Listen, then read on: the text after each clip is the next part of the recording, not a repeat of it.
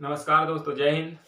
और आज हम पढ़ेंगे एनसीईआरटी के बारे में, यानी कि जो जियोग्राफी एनसीईआरटी की हमने क्लास स्टार्ट किया है उसको आज आगे कवर करेंगे। हमने पिछले क्लास में जियोग्राफी की जो फर्स्ट 6 क्लास के फर्स्ट जो सौरमंडल है उसके बारे में पढ़ा था। आज हम पढ़ेंगे कि ग्लोब, अक्षांतर, देशांतर रेखा क्या है, जो गति है उसके बारे में पढ़ेंगे पृथ्वी के। तो इन सभी क्लास को आज हम आगे पढ़ेंगे। तो समय को ज़्यादा न लेते हुए हम आगे क्लास को लेते हैं। तो देखेंगे आगे कि जो हमारी पृथ्वी है इसका आकार कैसा है। ठीक, कुछ आपको अधिकांश बार देखने को मिला होगा, सुनने को मिला होगा कि क्या होती है, पृथ्वी गोल होती है ना। आप देखेंगे पृथ्वी गोल होता है, कोई भी बोलता है पृथ्वी गोल होता है, लेकिन वास्तव में पृथ्वी गोल नहीं है।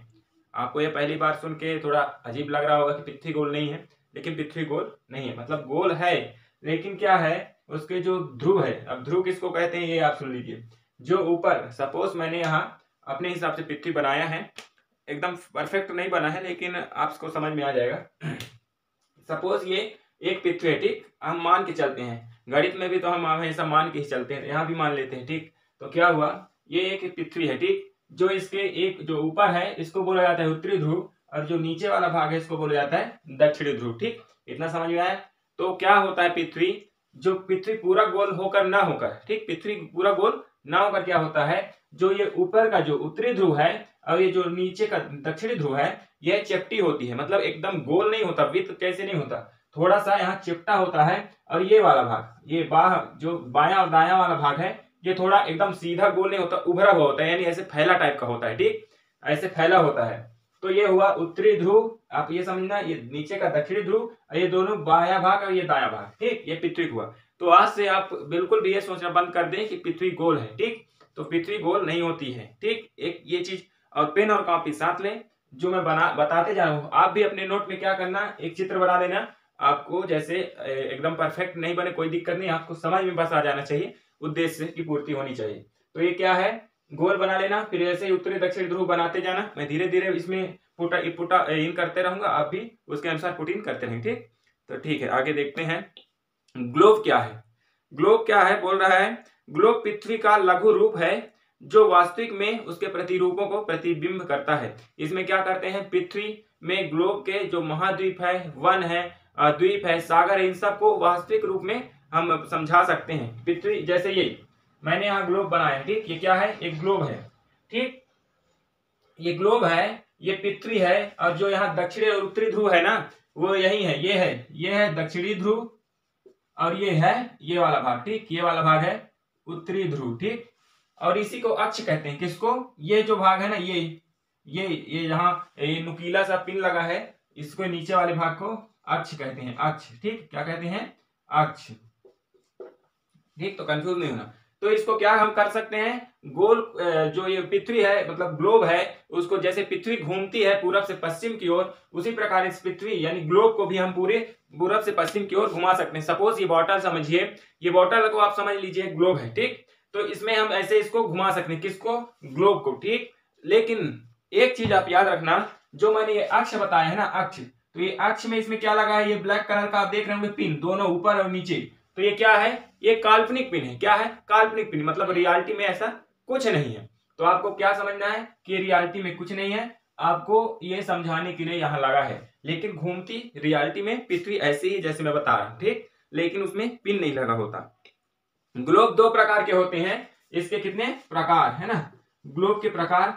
तो एक क्या हो सकता है, छोटे आकृति के, नोट कर लेना, और दूसरे बड़े, यानी छोटे आकृति के उस तरह के ग्लोब को कहा जाता है जिसको हम गुब्बारे जैसे फुला सकते हैं, और एक स्थान से दूसरे स्थान उसको फिर हवा निकाल के रख लिए, जेब में भी बन जाता है, कई प्रकार के ग्लोब रखते, मतलब उसको हम आसानी से एक जगह से दूसरे जगह ले जा सकते हैं। उसको क्या बोलते हैं, उसको बोलते हैं माय डियर फ्रेंड्स छोटे ग्लोब। लेकिन बड़े ग्लोब क्या होता है, लोहा से बना रहता है, स्टील से बना होता है, उसको हम छोटी मतलब जेब में नहीं रख सकते, उसको से हवा नहीं निकाल सकते, वो जैसा है वैसा ही रहेगा, तो उसको बोला जाता है बड़े आकृति के ग्लोब। ठीक, मैंने अक्ष बता दिया, अक्ष क्या है, तो ये जो पिन लगा है इसी को अक्ष बोलते हैं। ठीक, तो नोट करते रहना। विषुवत क्या है, यह एक काल्पनिक रेखा है जो पृथ्वी को दो बराबर भाग में बांटती है, विषुवत रेखा। इसका दूसरा नाम और क्या है, इसका दूसरा नाम है माय डियर फ्रेंड्स भूमध्य रेखा। विषुवत रेखा को ही बोला जाता है भूमध्य रेखा, यानी कि भूमध्य रेखा से आप अच्छे समझ जाएंगे, जो रेखा जो रेखा भूमि को बराबर भागों में बांट दे उसको ही बोला जाता है भूमध्य रेखा, यानी भूमि के मध्य जो हो उसको भूमध्य रेखा बोला जाता है। इसी को विषुवत रेखा भी बोलते हैं। क्या बोलते हैं इसको? विषुवत रेखा। तो इसको क्या करते हैं? विषुवत रेखा। ठीक, ये क्या है? विषुवत रेखा है। कौन सा? ये वाला। ठीक, आप देख रहे होंगे कि नापा हुआ नहीं है, लेकिन इधर का भाग और इधर का भाग बराबर भागों में बटा है। क्या है? बराबर भाग में, यानी ये उत्तरी ध्रुव में बट गया, ये दक्षिण ध्रुव में बट गया, लेकिन क्या है? बराबर वाले भाग में बटा है। ठीक, फिर आगे देखेंगे, बोल रहा है कि उत्तर में स्थित भाग को उत्तरी गोलार्ध व दक्षिण में स्थित भाग को दक्षिणी गोलार्ध बोलते हैं। अब सपोज ये क्या हो गया, दो भागों में कट गया है ना, एक भाग में उत्तरी ध्रुव में कटा, एक भाग में दक्षिण ध्रुव। तो जो ये उत्तरी वाला भाग है, उत्तरी ध्रुव वाला भाग, इस भाग को बोलते हैं उत्तरी गोलार्ध। क्या बोलते हैं? उत्तरी गोलार्ध। इसको बोलते हैं उत्तरी गोलार्ध, इसको बोलते हैं दक्षिणी गोलार्ध। जो उत्तर में कटा वो उत्तरी गोलार्ध, जो दक्षिण में कटा वो दक्षिणी गोलार्ध। ठीक, कंफ्यूज नहीं होना है ना। तो जो अक्षांश रेखाएं हैं, ठीक, आप सपोज उदाहरण के लीजिए एक बॉल लेते हैं हम, चाहे रबड़ का हो, रबड़ का जो टेनिस बॉल आता है, तो उस बॉल को 20 से काटेंगे और आप देखेंगे जब 20 से उस बॉल को काटेंगे तो दो बराबर भागों में बढ़ जाएंगे। तो जो दो बराबर भागों में बढ़ जाएंगे, तो अगर आप उसको समझने के लिए एक भाग को उत्तर भाग समझ सकते हैं, एक भाग को दक्षिण भाग। उसी प्रकार हम भूमध्य रेखा में अगर ध्यान दें तो ये दो भाग में बढ़ जाता है। भारत नहीं, पूरी पृथ्वी, सॉरी। और याद रखना, ये कोई कहीं पास खींचा नहीं है, यह एक काल्पनिक रेखा। ठीक, क्या है? काल्पनिक रेखा है। यह उसी प्रकार उस बॉल के अनुसार, जिस बॉल को मैंने बताया उस बॉल के जैसे ही यह एक भाग, एक उत्तरी गोलार्ध में, एक दक्षिणी गोलार्ध में बढ़ जाता है। ठीक, फिर बोल रहा है विषुवत से ध्रुवों तक स्थित सभी समानांतर वृत्तों को अक्षांश रेखाएं कहा जाता है, अंश द्वारा मापा जाता है। यानी कि अक्षांश रेखाएं किसको कहा जाता है? जो विषुवत से ध्रुवों तक स्थित सभी समानांतर, यानी कि अक्षांश रेखाएं किसके कहते हैं? ये जो इस प्रकार की रेखाएं होती हैं उसको अक्षांश रेखाएं कहते हैं। अक्षांश रेखाएं, यानी कि अक्षांश रेखाएं क्या होती हैं? गोल होती हैं।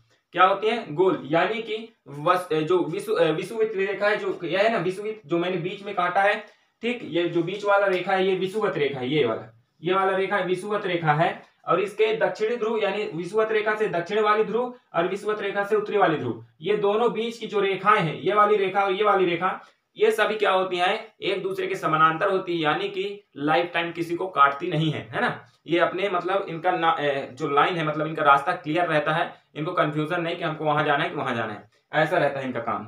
ठीक, तो ये दूसरे काटती नहीं, समानांतर होती है। और जो ये है ना, ये इसी को अक्षांश रेखा कहते हैं। ठीक, ये जो रेखा काटती नहीं इसी को बोलते हैं अक्षांश रेखाएं। और एक इसकी ये खासियत है, इसको नापा जाता है अंश से। इसको अंश से नापा जाता है। किससे नापा जाता है?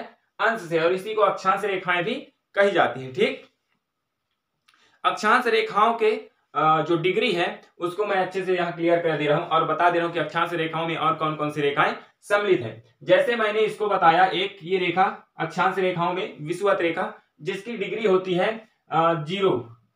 0 डिग्री, यानी कि अक्षांश रेखाएं ना ऊपर है ना नीचे है, मतलब बीचों बीच है, इसलिए उसको 0 डिग्री माना गया है। ठीक, फिर उसके बाद आता है उत्तरी ध्रुव, उसके बाद आता है उत्तरी ध्रुव और उसके बाद आता है दक्षिणी ध्रुव। तो जो उत्तरी ध्रुव मैंने यहां बताया है, उत्तरी ध्रुव होता है 90 डिग्री का, उत्तरी ध्रुव होता है 90 डिग्री और दक्षिणी ध्रुव होता है 90 डिग्री।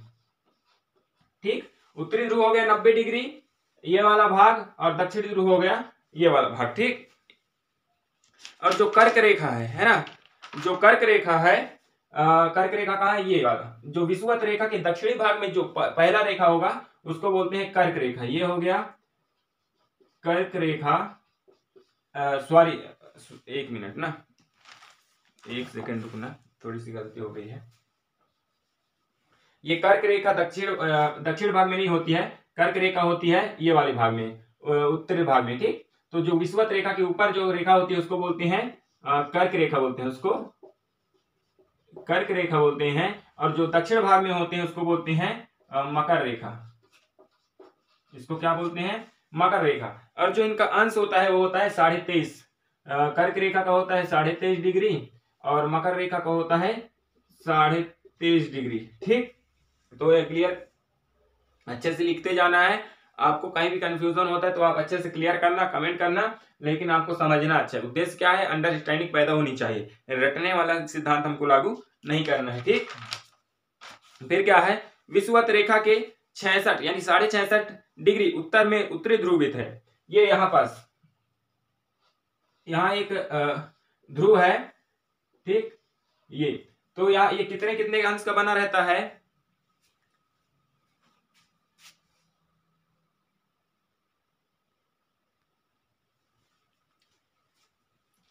ठीक, समझ में आया। और ये जो दक्षिणी ध्रुवित है, जो दक्षिणी ध्रुवित है ना, विषुवत रेखा के 66.5 डिग्री उत्तर में उत्तरी ध्रुवित होता है। तो ये जो उत्तर भाग है इसमें क्या होगा, उत्तरी ध्रुवित होगा। ये क्या होगा, उत्तरी ध्रुवित, ठीक। इस शॉर्ट में लिख दिया उत्तरी ध्रुवित। कौन सा भाग है, ये वाला भाग। कौन सा, ये जो गोल आपको बना दिख रहा होगा ये है उत्तरी ध्रुवित, ठीक। ये होता है कितने अंश का, तो 66.5, कितना 66.5 अंश का होता है, ठीक।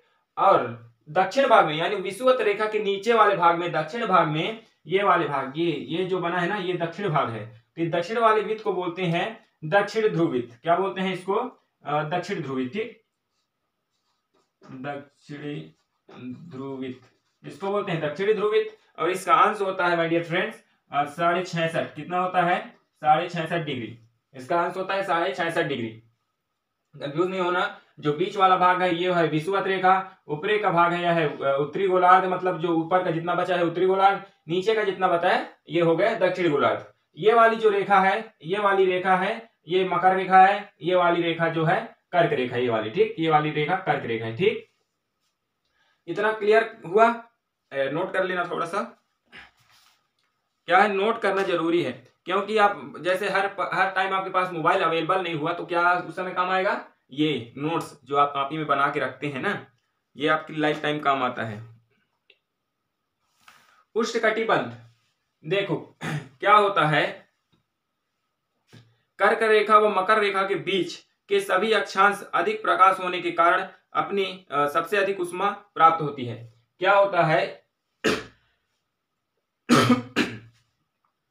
ये वाला भाग सबसे पहले हम बता रहे हैं आपको उष्णकटिबंध, ठीक। उष्णकटिबंध क्या होता है, विषुवत रेखा से ये वाला विषुवत रेखा से मकर कर्क रेखा और नीचे मकर रेखा, कर्क रेखा और मकर यानी ये वाले भाग ना, ये लाइन बना दे रहा हूं ताकि आपको समझ में आ जाए। आप भी ऐसे मतलब बना ले, का है बाद में फिर आपको कंफ्यूजन होगा, फिर बोलेंगे सर आपने क्लियर नहीं करवाया, आपने अच्छे से बताया नहीं। तो ये जो भाग है ये वाले भाग, ठीक, ये जितने मैंने यहाँ जो लाइन खींच दिया है ये वाले भाग क्या होते हैं, मकर विषुवत रेखा से ऊपर कर्क रेखा और विषुवत रेखा से नीचे मकर रेखा, ये मकर रेखा ऊपर कर्क रेखा और बीच में विषुवत रेखा। ये तीनों जो इस बीच के जो अक्षांश है, जो बीच के एरिया है कहा जाए तो इसको बोला जाता है उष्णकटिबंध। और उष्णकटिबंध क्यों होता है, क्योंकि जब सूर्य होता है, सपोज यहाँ सूर्य है, इधर सूर्य है, अब इधर सूर्य से क्या जाएगा, प्रकाश जाएगा, तो क्या होता है यहाँ पास ज्यादा सूर्य की तेज पड़ती है, ठीक। तो ये वाले भाग में सूर्य का प्रकाश अधिक होती है, जिसके कारण आप देखेंगे जहां ज्यादा प्रकाश होगी, जहां ज्यादा गर्मी होगी तो वहां उष्मा ज्यादा उत्पन्न होता, वहां उस जो गर्मी ज्यादा होती है ना, तो ये क्या है, यहाँ गर्मी ज्यादा हुई। अब जब गर्मी ज्यादा होती है यहाँ, इसलिए जो साइंटिस्ट हुए, जो हमारे वैज्ञानिक हुए, उन्होंने इसको क्या नाम दे दिया, इसको दे दिया उष्णकटिबंधीय क्षेत्र। क्या नाम दिया इसको, इसको क्या नाम दिया, उष्णकटिबंधी। यहाँ उष्मा ज्यादा है, क्या है, उष्मा ज्यादा है, तो नाम दे दिया उष्णकटिबंधी।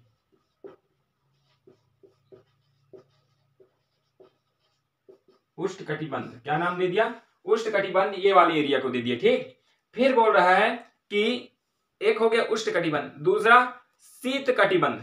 शीत कटिबंध यानी उत्तरी ध्रुव के, क्या बोल रहा है, उत्तरी ध्रुवित एवं उत्तरी ध्रुव तथा दक्षिण ध्रुवित व दक्षिण ध्रुव के बीच ठंड अधिक होती है ना। आप समझेंगे कि जो ये उत्तरी ध्रुव है, उत्तरी ध्रुवित ये वाला भाग है ना, एवं उत्तरी ध्रुव तथा दक्षिण ध्रुव के दक्षिण में दक्षिण ध्रुवित, यानी कि ये जो वृत्त है उत्तर में उत्तरी ध्रुवित और दक्षिण में ध्रुवित, यहाँ क्या होता है, बहुत ही कम, यानी एक बोलते हैं क्षितिज लेवल में प्रकाश वहां पहुंचती है, वहां प्रकाश पहुंच नहीं पाती अच्छे से, जैसे आप लोग ठंडी में जैसे अपने घर में खड़े होते हैं बाहर में, तो आपको ठंडी लगती है, भले धूप कड़ा किया रहता है, बहुत ही कम आपको धूप का असर रहता है। वैसे यहाँ होता है, यहाँ क्या होता है, धूप बहुत ही कम जाती है, इसके कारण यहाँ बर्फ भी जमा रहता है। क्या जमा रहता है? बर्फ। ठीक, तो ये वाला भाग जो दक्षिण में दक्षिण गोलार्ध का ये दक्षिण वृत्त और उत्तर में उत्तरी गोलार्ध का ये उत्तर वृत्त, ये दोनों भागों में क्या होता है, ठंडी बहुत होती है, बहुत मतलब बहुत ज्यादा ठंडी होती है। इसलिए इसको नाम दिया गया है शीत कटिबंध। क्या नाम दिया गया है इसको? शीत कटिबंध। शीत कटिबंध, इसको भी यहां नाम दिया गया है शीत कटिबंध।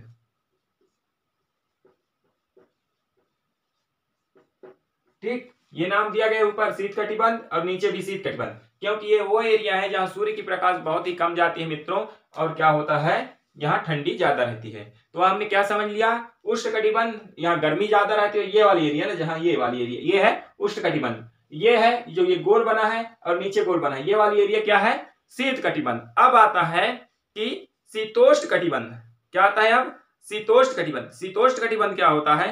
कर्क रेखा उत्तरी ध्रुव में के बीच, कर्क रेखा एवं उत्तरी ध्रुव, यानी कि सपोज ये कर्क रेखा मैंने बताया ना, कर्क रेखा और ये कर्क रेखा और उत्तरी ध्रुव के बीच, ये उत्तरी ध्रुव इधर है, तो ये जितना एरिया बच गया उत्तरी ध्रुव वृत्त के नीचे और कर्क रेखा के ऊपर, उसी प्रकार दक्षिणी ध्रुव के ऊपर मतलब दक्षिणी ध्रुव वृत्त के ऊपर और मकर रेखा के बीच में जितना एरिया मतलब ये खाली है, यानी कि आप इस ऐसे समझ सकते हैं इसको, ये वाला भाग, ये इधर तो ये लाइन है, इसको आप देख रहे होंगे, ये वाले को छोड़ देना, ये लाइन के नीचे वाला भाग और ये ध्रुव वृत्त बना है इसके ऊपर वाला भाग, ये ऊपर ध्रुव वृत्त उत्तरी ध्रुव वृत्त बना है इसके नीचे वाला भाग, और ये जो कर्क रेखा है इसके ऊपर वाला भाग, ये किसमें आता है? ये आता है शीतोष्ण कटिबंध। यानी कि यहाँ क्या होता है, इसमें क्या होता है, ना ज्यादा गर्मी होती है न ज्यादा ठंडी होती, यहाँ न ज्यादा प्रकाश हमेशा बना ही रहता है, न एकदम कभी प्रकाश नहीं पहुंचता, ऐसी समस्या यहाँ नहीं रहती। यहाँ क्या होता है, वातावरण समान रहता है, न गर्मी न ठंडी। ठीक, तो यहाँ इसलिए यहाँ क्या होता है, न ठंडी होती है न गर्मी होती है, यहाँ का मौसम क्या होता है, समान होता है, और इसलिए इसको क्या बोला जाता है, शीतोष्ण। क्या बोला जाता है? शीतोष्ण कटिबंध। ऊपर का भाग भी कहलाता है ये भी शीतोष्ण कटिबंध। ठीक,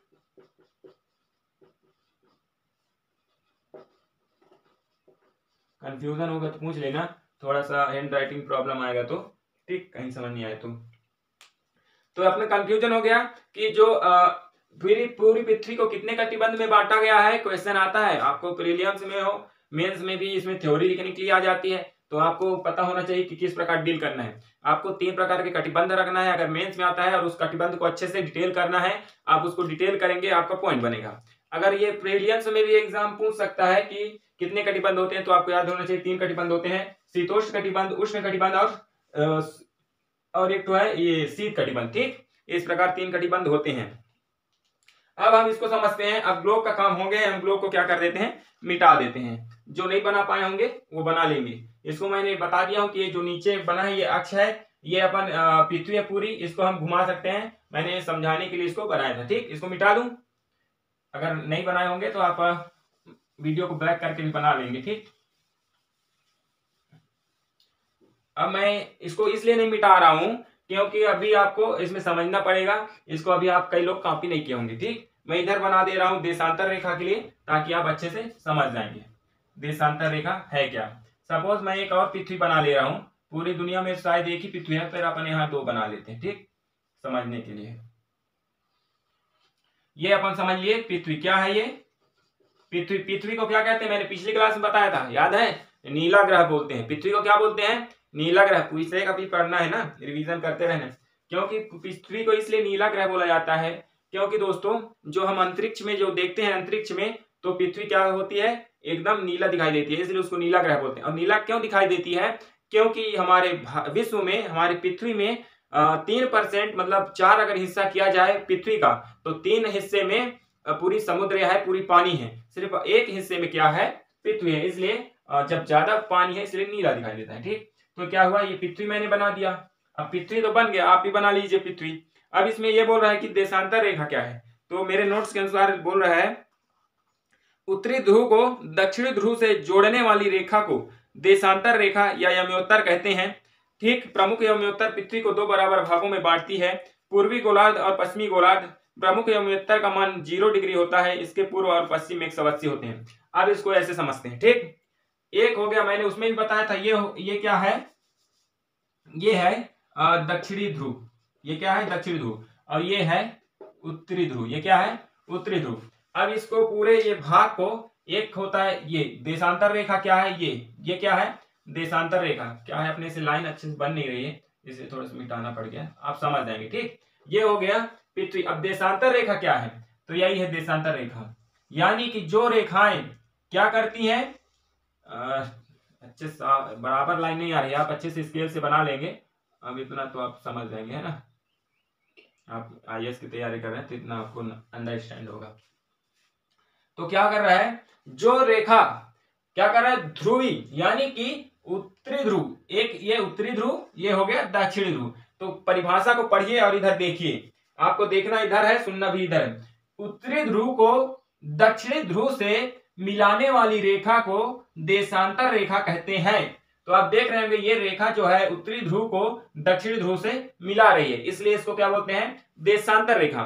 और बोल रहा है कि एक देशांतर प्रमुख रेखा होती है, तो यही है वो प्रमुख रेखा देशांतर। ये क्या है, देशांतर प्रमुख रेखा है। ठीक, ये देशांतर प्रमुख रेखा है जो दो बराबर हिस्से में पृथ्वी को काटती है। यहां पर हमने देखा था कि जो वसुवित रेखा है, सॉरी विषुवत रेखा है, वो पृथ्वी को दो बराबर भागों में बांटती है।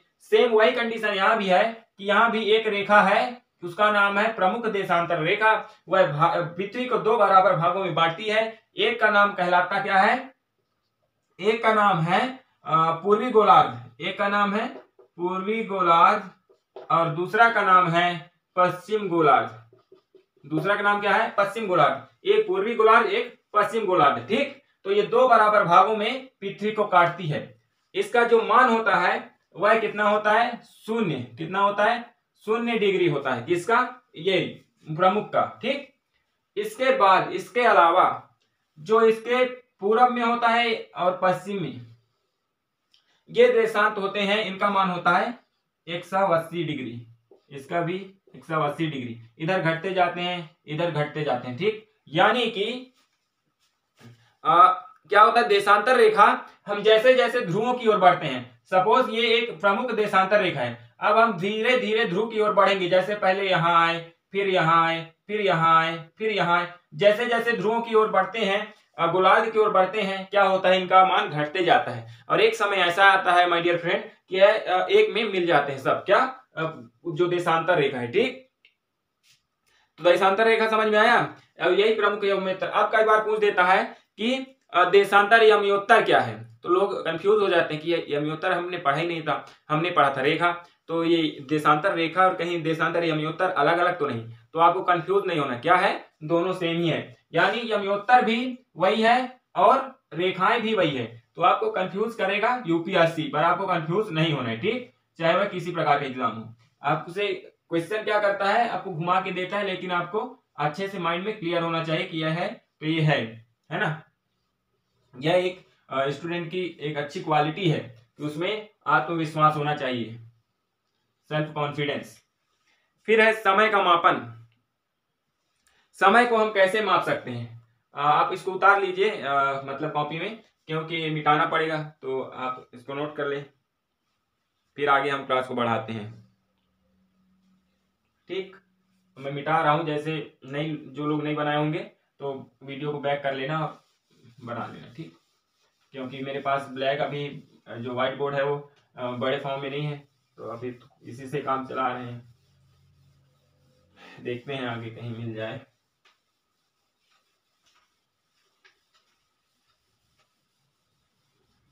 फिर हम आगे देखते हैं क्या बोल रहा है, समय का माप करना है, यानी कि हमको समय की गणना करना है। तो समय का जो अच्छा माप करने का तरीका है, समय को मापने का जो तरीका है वो क्या क्या है, तो बोलता है पृथ्वी, चंद्रमा और अन्य ग्रहों की गति। पृथ्वी, चंद्रमा और अन्य ग्रह गति की बोल रहा है, पृथ्वी, चंद्रमा और अन्य ग्रहों की गति। ये 3 ऐसे चीज हैं जिनसे हम पृथ्वी की मतलब इस संसार में समय की गणना करते हैं। ठीक, क्लियर। पृथ्वी पश्चिम से पूर्व की ओर चक्कर लगाती है ना। कि हमको समझना क्या है, सपोज मैं पृथ्वी हूं, तो अगर मैं को राउंडिंग मारना है तो मैं पृथ्वी कैसे राउंडिंग मारता है उसको मैं बताता हूँ। ठीक, तो राउंडिंग क्या मारता है, पृथ्वी पश्चिम से पूरब की ओर। अब पश्चिम किधर है, इधर है, पूरब इधर है, तो क्या करेगा, अभी मैं इधर हूं सपोज, तो ऐसे घूमूंगा, है ना, ऐसे, यानी कि पश्चिम से पूर्व की ओर घूम रहा है पृथ्वी। तो अतः वो स्थान जो गिनीज, अब कई लोग ये समझ नहीं पाते गिनीज, मैं भी पहले नहीं समझ पाता था गिनीज है क्या। तो गिनीज वह स्थान है, क्या है, क्या चीज, गिनीज।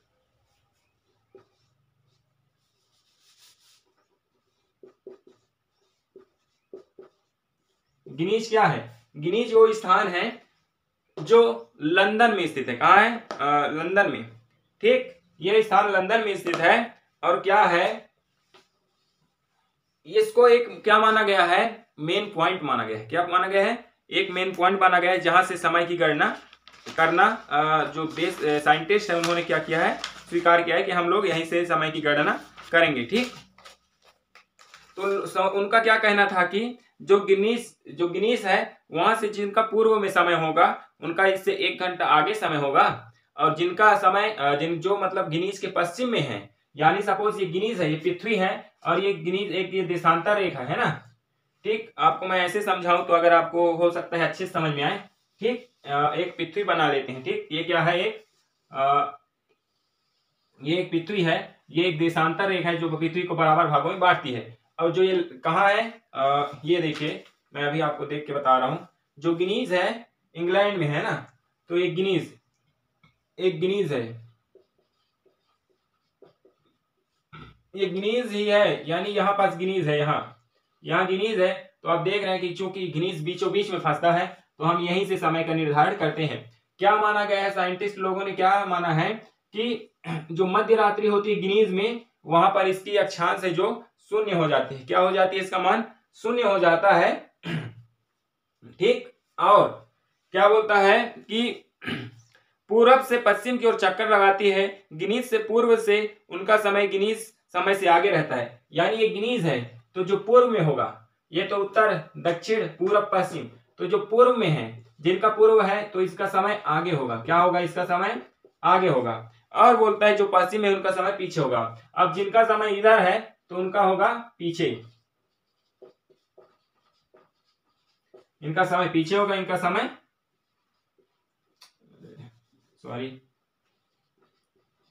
इनका समय आगे होगा। यानी कि जिनका समय ये गिनीज है तो इनका जो पीछे है, उनका पीछे समय, मतलब पश्चिम में है उनका पीछे समय, जिनका समय पूर्व में है उनका समय आगे। ठीक, ये समझ में आया। ये आप इसमें कैमरा में नहीं आएगा, अगर आता तो मैं आपको अच्छे से बताता। क्या होता है, पीछे इसलिए होगा कि जो इधर का समय है, ठीक, ये पूर्व का समय हुआ, ये पश्चिम का, तो ये 0 यहां होता है, 0 यहाँ क्या होता है, यहाँ होता है 0।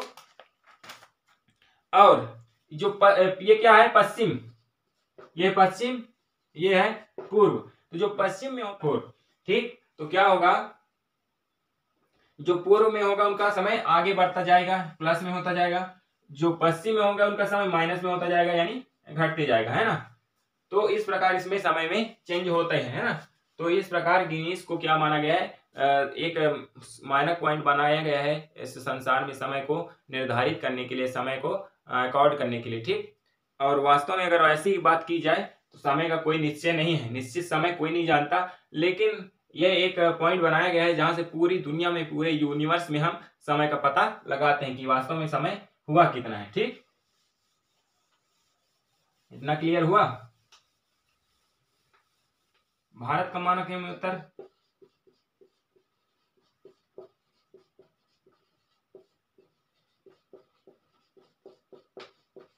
भारत का मानक एवं उत्तर है 82.5 यानी 1.2 डिग्री। कहाँ है, तो पूर्व में है। कहाँ है, पूर्व में। इसको हम ऐसे एक और लिख सकते हैं, 82 डिग्री 30, है ना।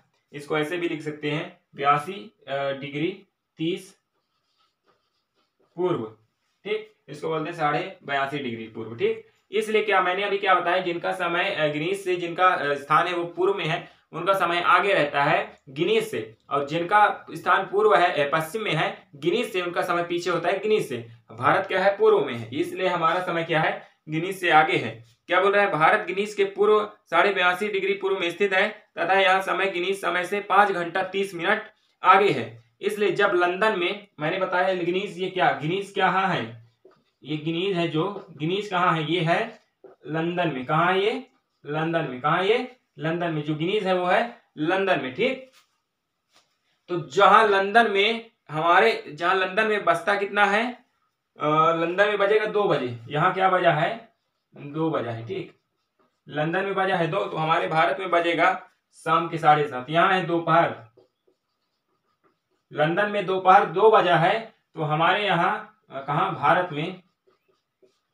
में शाम के 7 बजेगा। भारत में शाम के 7:30 बजा। कितना, शाम के 7:30 कहाँ बजा है, ये भारत में। जब लंदन में दोपहर के 2 बजे, तो आप काउंट करें कितना टाइम का अंतर है, तो 2 3 4 5 6 7 यानी 5.5 घंटा। ठीक, तो भारत कितना आगे है, तो 5.5 घंटा आगे है। तो हमको पता चल गया ना, ये प्रूफ होता है ना कि गिनीज से जिनका स्थान पूर्व में है उनका समय आगे है, जिनका स्थान पूर्व से पश्चिम में है तो उनका समय पीछे है। हम उदाहरण के लिए भारत को देखते हैं। भारत है कहाँ, 82.5 डिग्री पूर्व में, किसके, गिनीज के। तो लंदन में जो गिनीज है वहां अगर 2 बजा रहता है तो भारत में शाम के 7:30 बजते हैं। इतना फर्क है, यानी 5.5 घंटा हमारा भारत का जो मानक समय है वह गिनीज से आगे चलता है। ठीक, इतना कंफर्म हुआ, आपको क्लियर हुआ कि नहीं हुआ, ये बताइए। कंफ्यूजन नहीं होना चाहिए, जहां कंफ्यूजन होता है वहीं आप कमेंट करें, वहीं से मैं आपको क्लास है पूरा दोबारा आपको दिखाऊंगा, अवेलेबल कराऊंगा, ताकि आपको कहीं भी कंफ्यूजन ना हो। ठीक,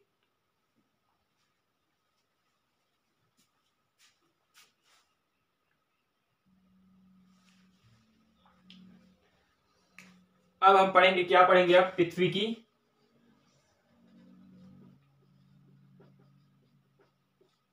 गति। क्या पढ़ रहे हैं हम, पृथ्वी की गति। देखो, पृथ्वी की गति क्या होता है कि ग्लोब में जो वृत्त होता है, हम जिसको घुमाते हैं ना, ग्लोब में वृत्त होता है, उसमें जो दिन और रात होता है, जो विभाजित होता है, उसको क्या बोलते हैं, प्रदीप। आप सपोज मैं एक वृत्त बनाया, वृत्त बोल रहा हूं, ग्लोब बनाया। ठीक, मैं ऐसे समझाने के लिए बना रहा हूं, आपको समझ में आ जाएगा।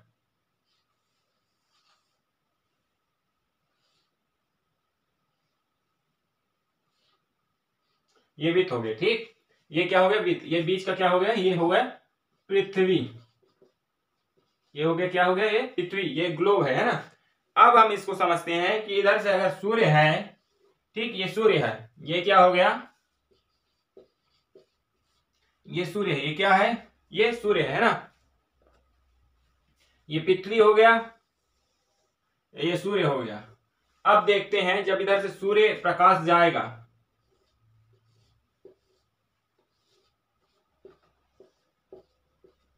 ये क्या है, प्रकाश है ना। तो अब देखें कैसे, ये हो गया पृथ्वी मित्र बच्चों, और ये हो गया सूर्य। ये हो गया पृथ्वी, ये हो गया सूर्य। समझना कैसे, आपको ये देखना है। अब जब इधर से प्रकाश जाएगी, ठीक, प्रकाश गई, हमारे पृथ्वी में प्रकाश आती है ना, तो अब कहां पड़ेगा प्रकाश, आप बताइए। जो हिस्सा सामने में है, जो हिस्सा सामने में है वही तो प्रकाश पड़ेगा ना। देखिए, वही तो प्रकाश पड़ेगा।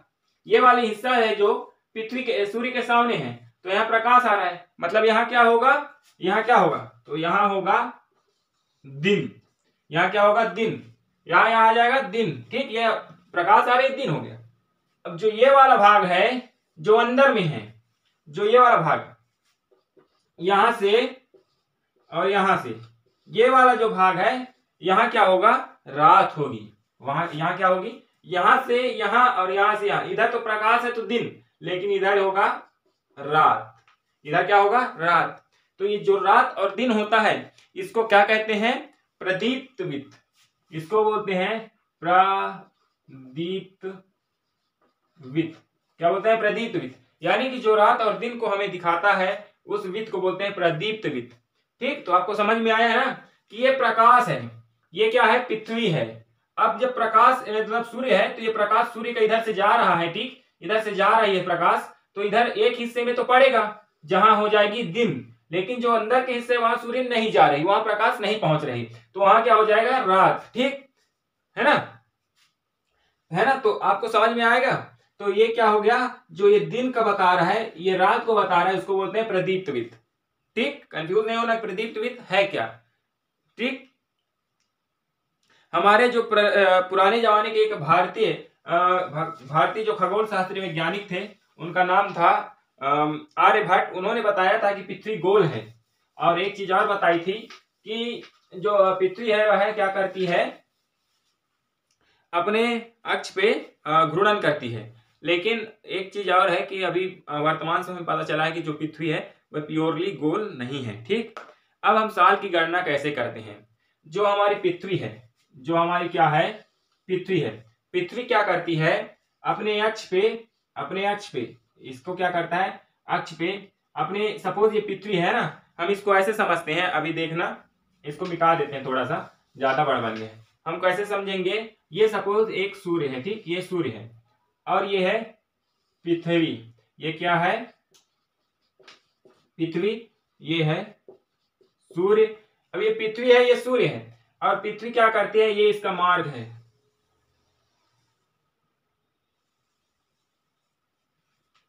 आपने पढ़ा होगा जो ग्रह है उनका चक्कर होता है वो वृत्त नहीं होता है, वो दीर्घ वृत्ताकार होता है। उनका मार्ग क्या होता है, कक्ष क्या होता है, दीर्घ वृत्ताकार है। वृत्त तो है लेकिन क्या है, दीर्घ यानी लंबा है। ठीक, तो आप कंफ्यूज नहीं होना।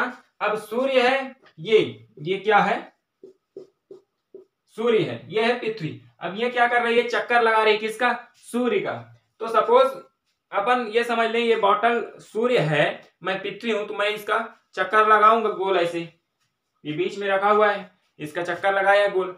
तो ये एक साल में कितने दिन में, अपन बोलता है कि ये कितने दिन में, साल में कितने दिन में इसका चक्कर लगाता है, तो ये पूरा कितने दिन में लगाता है, साल भर, यानी 365 दिन और 4 घंटे, सॉरी 6 घंटे, कितने घंटे, 6 घंटा, 6 घंटा में, मतलब 365 दिन और 6 घंटे में पूरे इसका चक्कर लगाता है। कुछ दिन 2-4 महीने में यहां पहुंचेगा, 2-4 महीने में यहां, 2-4 महीने में यहां, 2-4 महीने में यहां, जब पूरा 12 महीना हो जाता है तब फिर अपनी जगह में पहुंच जाता है, कौन, पृथ्वी। ठीक, तो जब ये इसका चक्कर एक साल, मतलब एक बार पूरा घूम के लगा लेता है, तब क्या होती है, साल होता है। यानी कि सपोज अभी जनवरी आया था तो सूर्य ने एक चक्कर इसका लगा लिया, सॉरी पृथ्वी ने इसका एक चक्कर लगा लिया, किसका, सूर्य का। तो 365 दिन और 6 घंटे में सूर्य इसका, पृथ्वी सूर्य का एक चक्कर लगा लेता है। ठीक, ये किसको क्या बोलते हैं, तो इसको बोलते हैं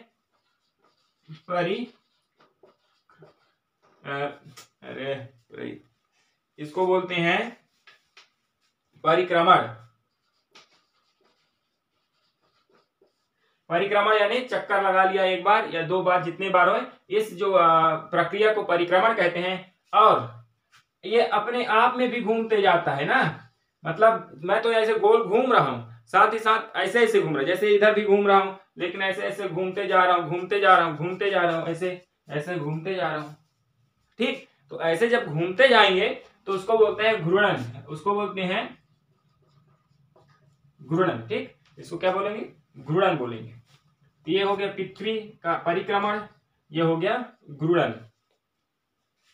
तो हम जैसे साल की जब गणना करते हैं, तो साल की गणना करते हैं तो कितने दिन में होगा, जब एक बार ये राउंडिंग मार लेता है 365 दिन और 6 घंटे को मिलाकर एक साल होता है। लेकिन हम अपनी सहूलियत के लिए क्या करते हैं, 365 दिन बोलते हैं लेकिन 6 घंटे को छोड़ देते हैं। इसको कब काउंट किया जाता है, ठीक, तो इसको काउंट किया जाता है, अभी इसको मिटा दे रहा हूं, इसको काउंट किया जाता है 4 साल में। यानी कि जब 4 साल, 4 गुणित 6 घंटा होता है, तो 6 चौक 24, यानी एक दिन में कितना घंटा होता है, 24 घंटे। एक दिन रात मिला के कितना होता है, 24 घंटे। तो जब 4 साल हो जाता है तब इसको एक साथ जोड़ दिया जाता है, 4 मतलब 6 से गुणा कर दिया जाता है, मतलब तो क्या हो जाता है, 6 चौक 24 हो जाता है। यानी 24 घंटे जब 4 साल में हो जाते हैं, तो जब 24 घंटे हो जाते हैं 4 साल में, तब उसको एक दिन की उपाधि दे दी जाती है। किस दिन की? एक दिन मान लिया जाता है कि चलो 4 साल में एक दिन हो गया। अब जब उस एक साल उसमें जब 4 साल में वो एक दिन हो जाता है, तो एक दिन जब हो जाता है तो उसको क्या किया जाता है? फरवरी में जोड़ दिया जाता है। कौन से महीने में? फरवरी में। देखना हर साल फरवरी 28 दिन का होता है। कितने दिन का? 28 दिन का। लेकिन 4 साल में एक साल ऐसा आता है जब फरवरी 29 दिन का हो जाता है। कितने दिन का? 29 दिन का फरवरी हो जाता है। तो जिस साल 29 दिन का फरवरी होता है उस वर्ष को बोलते हैं लीप वर्ष। क्या बोलते हैं उसको? लीप वर्ष बोलते हैं। ठीक, जिस महीने मतलब फरवरी में, जिस साल के फरवरी में क्या हमको दिखता है? 29 तारीख दिखता है, मतलब कि क्योंकि इसका लिमिट है 28, लेकिन जिस साल फरवरी हो गया 29 लिमिट हो गया तो उस साल क्या लग जाता है? लीप वर्ष लग जाता है। यानी उस 4 साल के जो 6-6 घंटे को जोड़ता है साइंस, उसको एक साल में जोड़ के एक दिन की उपाधि दे दी जाती है और उसको लीप वर्ष में कन्वर्ट किया जाता है। ठीक, ताकि हम अच्छे से उसको समझ सकें। ठीक, इतना हुआ। तो लीप वर्ष समझ में आया कि लीप वर्ष होता क्या है, कहां से आता है लीप वर्ष? तो इस प्रकार लीप वर्ष की उत्पत्ति होती है। मैंने बताया कि जो पृथ्वी गोल घूमता है वो क्या होता है? दीर्घवृत्ताकार, यानी ऐसे लंबे फॉर्म में घूमती है पृथ्वी, है ना। ये पृथ्वी, ये सूर्य,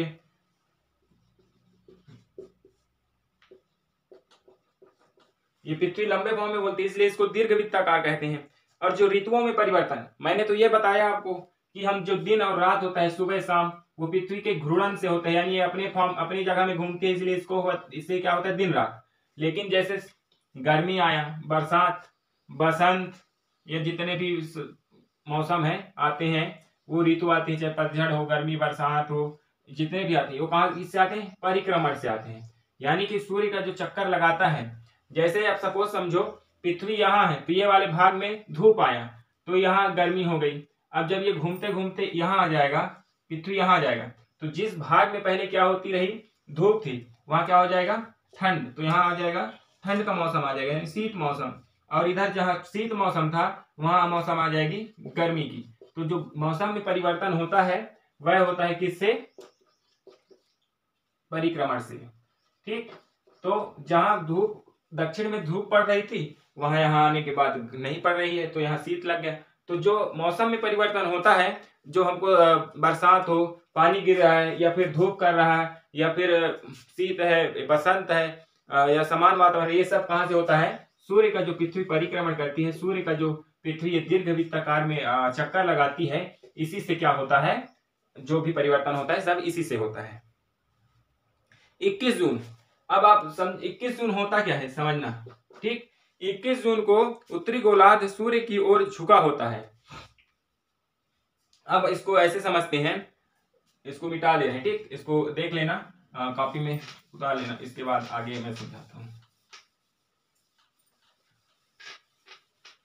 इसमें क्या होगा? 21 जून, अब देखो क्या बोलता है? उत्तरी गोलार्ध सूर्य की ओर झुका होता है जिसके कारण प्रकाश कर्क रेखा पर सीधी पड़ती है, इस प्रकार उष्मा अधिक होती है। अब ये समझ लो, ये सूर्य है। ठीक, ये सूर्य है, क्या है? ये सूर्य, और ये पृथ्वी है। तो बोल रहा है उत्तरी गोलार्ध, यानी ऊपर वाला भाग है वो झुका होगा ऐसे। ठीक, पृथ्वी क्या होगी? ऊपर वाला भाग पृथ्वी का झुका होगा। जो ये उत्तरी गोलार्ध ये है ना, आपको पता है दक्षिणी गोलार्ध नीचे वाला भाग है। तो ये भाग ऊपर में इधर इधर झुका है, पृथ्वी सूर्य की ओर झुका है। तो ये जो प्रकाश पड़ेगा, ये प्रकाश जा रही है ना, आप देख रहे हैं। ठीक, ये एरो जो बनाया हूं, तो ये एरो है, ये क्या है? ये है प्रकाश है, एरो प्रकाश है। और ये क्या है? ये पृथ्वी है, ये पृथ्वी, प्रकाश, सूर्य। जब सूर्य का प्रकाश इधर से जाएगा, कहाँ? पृथ्वी की ओर, है ना, पृथ्वी की ओर जाएगी, तो जो भाग सामने में झुका रहेगा। ठीक, सपोज मैं कैमरे के सामने हूं तो मेरे पीछे का भाग नहीं दिख रहा, ब्लैक बोर्ड नहीं दिख रहा, दिख रहा हूं क्या? मैं। तो जो सामने, क्योंकि मैं झुका हूं, तो मैं झुका हूं तो मैं सामने दिख रहा हूं, इसलिए जो पृथ्वी की ओर जो सूर्य झुका है, सॉरी, जो सूर्य की ओर जो पृथ्वी का जो भाग झुका है, वो वाला भाग क्या दिखेगा? सूर्य को दिखेगा। तो सूर्य को जो भाग दिख रहा है वहां पर सूर्य का प्रकाश जा रहा है। तो जो ये प्रकाश जा रहा है, इसलिए यहाँ क्या होती है? अधिक गर्मी होती है। इसीलिए बोल रहा है कि जो कर्क रेखा होता है, कर्क रेखा पर, क्योंकि कर्क रेखा होती है उत्तरी ध्रुव में, कर्क रेखा कहाँ होता है? उत्तरी ध्रुव में, और मकर रेखा होता है दक्षिणी ध्रुव में। तो जो कर्क रेखा पर सूर्य की प्रकाश सीधी पड़ती है, कर्क रेखा से उत्तरी ध्रुव के बीच में प्रकाश का जो प्रकाश है सूर्य का वह सीधा पड़ता है और इसमें उष्मा अधिक होती है। अब सीधा पड़ेगा तो उससे क्या होगा, गर्मी होगी, गर्मी होगी तो उष्मा होगी, और उष्मा होगी तो क्या होगा, अधिक से अधिक यहाँ पर तापमान बढ़ेगा, है ना। तो 21 जून में इन क्षेत्रों पे लंबा होती है क्या, सूर्य की प्रकाश, जिसके कारण यहाँ दिन लंबी होती है और रात छोटी होती है। क्या होती है, दिन लंबी। अब जहां ज्यादा समय तक सूर्य टिका है वहां रात होगी का लेट से, तो रात जब लेट से होगी तो क्या होगी, रात छोटी हो जाएगी और क्या हो जाएगा, दिन बड़ा हो जाएगा। तो दिन बड़ा हो जाएगा, तो जब इस अवस्था में सूर्य पृथ्वी पहुंचती है तो पृथ्वी की इस अवस्था को क्या कहा जाता है, पृथ्वी की इस अवस्था कहते हैं उत्तर आयनात। क्या कहा जाता है, उत्तर आयनात। ये देख लेना, कॉपी में नोट कर लेते हैं, इसको मिटाते हैं फिर हम दक्षिण ध्रुव को देखेंगे, ठीक। तो इसको बोलते हैं उत्तर आयनात, ठीक। यहाँ पर एक चीज है कॉमन ये रहती है कि यहाँ रात हमेशा छोटी हो जाती है, दिन बड़ी हो जाती है, जब जैसे झुका रहता है ध्रुव, तो ठीक। इतना हुआ। अब देखते हैं ये कब होती है, तो ये होता है 21 जून को ना, 21 जून, क्योंकि 21 जून को गर्मी का मौसम रहता है, तो इसी कारण से गर्मी आती है, क्योंकि ये वाला ध्रुव है झुक जाता है और प्रकाश सीधा डायरेक्ट वहीं पर पड़ता है, ठीक। फिर हम दक्षिणी ध्रुव को देखते हैं। फिर आगे बोलता है कि 22 दिसंबर को दक्षिण ध्रुव सूर्य की ओर झुका होता है। अब ये पृथ्वी और बनाते हैं हम समझने के लिए। इसमें क्या होगा, 22 जो दक्षिण ध्रुव है वो सूर्य की ओर झुका रहेगा, ये इस प्रकार से। अब इसमें क्या हुआ, ये दक्षिणी ध्रुव, ये क्या है, दक्षिणी ध्रुव, ये है उत्तर ध्रुव। अब ये क्या है, पृथ्वी, इधर सूर्य बना हुआ है, हमको बार बार बनाने की जरूरत नहीं। अब ये जो प्रकाश है, अब फिर क्या जाएगा, इधर से फिर प्रकाश जाएगा, भाई सूर्य है, सूर्य प्रकाश जाएगा ही, है ना। तो ये जो प्रकाश जा रही है, ये प्रकाश जा रहा है कहाँ, पृथ्वी में। अब पृथ्वी में जा रहा है, बोल रहा है कि झुका है क्या, दक्षिण ध्रुव, दक्षिण ध्रुव झुका है यानी मकर रेखा। मैंने बताया जब दक्षिण ध्रुव झुका रहेगा तो मकर रेखा पर प्रकाश पड़ेगी। कहाँ पड़ेगी, मकर रेखा में, मकर रेखा और दक्षिणी ध्रुव के बीच में प्रकाश पड़ेगी, ठीक। ये जा रही है प्रकाश जा रहे हैं, और ये बात है 22 दिसंबर की। ये कब होता है, 22 दिसंबर, इसको भी नोट कर लेना, 22 दिसंबर को जाता है। तो जो ये कर्क रेखा है, क्या है, सॉरी मकर रेखा है, मकर रेखा है, जो ये मकर रेखा है और नीचे है दक्षिण ध्रुव, तो ये वाले भाग में क्या हो जाएगी, उष्मा अधिक हो जाएगी। क्या हो जाएगी, उष्मा अधिक हो जाएगी, यानी गर्मी यहाँ बढ़ जाएगा। क्या हो जाएगा, गर्मी बढ़ जाएगा, उष्मा अधिक होगी, प्रकाश क्या है, मकर रेखा पर डायरेक्ट पड़ेगा। तो इस समय क्या होगा, यहाँ पर दिन बड़ी हो जाएगी और रात छोटी हो जाएगी। दिन क्या होगा, बड़ी होगी और रात क्या होगा, छोटा होगा। तो दिन बड़ी और रात छोटी होगी, है ना। कब, तो ये 22 दिसंबर की बात है, 22 दिसंबर को। इसलिए इस अवस्था को जब दक्षिण भाग झुका होता है, दक्षिणी ध्रुव झुका होता है सूर्य की ओर, उस अवस्था को बोलते हैं दक्षिण आयनात। जब उत्तर का भाग झुका होता है उत्तरी आयनात, जब दक्षिण का भाग झुका होता है तो दक्षिणी आयनात, ठीक। इसको नोट करना और रिमाइंड करना और कॉपी में लिख लेना, क्योंकि आप जब कॉपी में नोट करेंगे तो आपको क्या होगा, आप जब रिवीजन करेंगे तो आपके हेल्पफुल में आएगी, है ना। तो इसको मिटा देते हैं ना, इसको कंप्लीट कर लेना कि जब दक्षिण भाग झुका होता है दक्षिण आयनात बोलते हैं, उत्तर भाग झुका है तो उत्तरी आयनात। लेकिन जो भाग झुका होता है वो वाले जो भाग में, यानी दक्षिण झुका है तो वहां रात छोटी हो जाएगी, दिन बड़ी हो जाएगी। जब उत्तर भाग झुका होगा तो उत्तर का भाग दिन बड़ी हो जाएगी, रात छोटी हो जाएगी। लेकिन एक भाग और, जैसे दक्षिण में अभी क्या है, झुका है, तो दक्षिण में दिन क्या हो रही है, बड़ी। अभी उत्तर का भाग नहीं झुका है तो यहाँ क्या हो जाएगी, दिन छोटी हो जाएगी और रात बड़ी। यहाँ क्या होगी, सूर्य की प्रकाश लेट से पहुंचेगा, लेट से पहुंचेगा और जल्दी निकल जाएगी। तो इसलिए यहाँ क्या होगा, यहाँ होगी रात बड़ी हो जाएगी और दिन छोटी हो जाएगी। सेम कंडीशन यहाँ भी लागू होगा। जब उत्तर का भाग झुका होगा तो उस समय क्या होगा, दक्षिण में रात बड़ी हो जाएगी और दिन छोटी हो जाएगी, ठीक।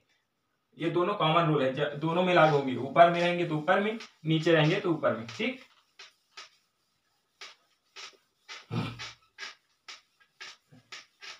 इतना क्लियर हुआ। फिर बोलता है विश्व, जो विश्व होता है, ये होता क्या है, तो 21 मार्च एवं 23 सितंबर को सूर्य की किरणें विषुवत वृत्त पर सीधी पड़ती है। अब हमने क्या देखा कि एक समय आया जब उत्तरी ध्रुव झुका, है ना। ये क्या है, एक वृत्त है, वृत्त बोल रहा हूं, पृथ्वी है समझो, है ना। हम अपने लिए पृथ्वी बना लिए, तो ये पृथ्वी है। तो एक समय क्या आया जब उत्तरी ध्रुव झुका, है ना, उत्तरी ध्रुव झुका रहा। एक समय आया जब दक्षिणी ध्रुव झुका, जब दक्षिणी ध्रुव झुका। अब एक समय ऐसा भी आएगा न जब उत्तर में झुकेगा न दक्षिण में झुकेगा, है ना, न उत्तर में झुकेगा न दक्षिण में झुकेगा। यानी कि जब कहीं कोई झुका नहीं है तो सूर्य क्या होगा, सूर्य की किरणें बराबर जाएगी, यानी कि सूर्य पृथ्वी के बीचों बीच जो सूर्य की किरणें हैं आएगी, यानी सूर्य की किरणें यहाँ सीधा जो विषुवत भूमध्य रेखा है उस पे सूर्य की किरणें अटैक कर रही है। जो प्रकाश है वो कहीं इधर उधर नहीं विचलित हो रही, सीधा सीधा आमने सामने है। तो जब आमने सामने सूर्य होगी तो इस समय क्या होगा, न दिन हो बड़ी होगी न रात बड़ा होगा, सब बराबर है ना। ये जो इस कंडीशन को, यानी न दिन बड़ी है न रात बड़ी है, दोनों बराबर है, क्योंकि जो सूर्य की किरणें न ऊपर जा रही न नीचे जा रही, सीधा बीचों बीच आ रही है। तो इस कंडीशन को बोलते हैं विषुव। क्या बोलते हैं, विषुव। इस कंडीशन को बोलते हैं विषुव। और इस कंडीशन में रात बराबर हो जाती है दिन। क्या हो जाता है, रात बराबर दिन हो जाती है। क्या हो जाती है, रात भी बराबर दिन भी बराबर, यानी न ऊपर न नीचे। ठीक, तो इसको भी नोट कर लेना। फिर बोलता है 23 सितंबर को उत्तरी गोलार्ध में शरद ऋतु होती है, जबकि दक्षिणी गोलार्ध में बसंत ऋतु होती है, तथा 21 मार्च को इसका उल्टा होता है। क्या बोल रहा है, जब 23 सितंबर आता है, क्या आता है 23 सितंबर, तो जो उत्तरी गोलार्ध है उसमें शरद ऋतु होती है, ऐसे समझते हैं इसको। अभी है 23 समझो सितंबर, ठीक, 23 सितंबर है, तो 23 सितंबर में क्या होगा, यहाँ उत्तरी गोलार्ध में शरद ऋतु, ये उत्तरी गोलार्ध है ना, ये वाला पूरा भाग उत्तरी गोलार्ध है, तो यहाँ हो जाएगा शरद ऋतु हो गया। उत्तरी गोलार्ध है तो वहां हो गया शरद ऋतु, दक्षिण गोलार्ध में बसंत। ये वाली दक्षिणी गोलार्ध है तो यहां हो जाएगा बसंत ऋतु, बसंत ऋतु। तो ये समझो कि जो ये शरद ऋतु है और ये बसंत ऋतु है, तो ये कब हो रहा है, ये हो रहा है 23 सितंबर के कंडीशन में। कब हो रहा है, 23 सितंबर। यानी अगर 23 सितंबर लगा है तो उत्तरी गोलार्ध में शरद ऋतु होगी और दक्षिणी गोलार्ध में बसंत ऋतु होगी 23 सितंबर में। लेकिन अगर ये 21 मार्च की बात कर दे, कब कर दे, 21 मार्च, ठीक, 21 मार्च ना, तो ये उल्टा हो जाएगा। 21 मार्च में उत्तरी ध्रुव में हो जाएगी बसंत ऋतु और दक्षिणी ध्रुव में हो जाएगी शरद ऋतु, यानी ये आ जाएगा नीचे और ये चली जाएगी ऊपर, है ना। कब, 21 मार्च की बात करें, और 23 मार्च को ये ऊपर में ही रहेगा, ये नीचे में ही रहेगा। ठीक, तो इतना क्लियर हुआ, कॉपी में नोट कर लेना। ठीक, रात बराबर दिन हो जाती है कब, जब विषुवत रेखा पर सूर्य की सीधे किरणें अटैक करती है, और सूर्य की जब सीधे किरणें अटैक करती है विषुवत रेखा पे, तो उस कंडीशन को बोलते हैं विषुव। क्या बोलते हैं, विषुव। ये भी क्लियर होना चाहिए क्योंकि ऑप्शनल क्वेश्चन यहीं से बनता है। ठीक, तो इतना क्लियर हुआ। अब आज का क्लास यहीं तक, फिर अगले क्लास में हम अभी जियोग्राफी क्लास अभी कंटिन्यू लगेगी, जो एनसीईआरटी आपको कवर करा रहे हैं। तो अगर आप इसको क्लियर कर लेते हैं तो हम फिर अगले क्लास में पढ़ेंगे। तब तक के लिए थैंक यू, जय हिंद।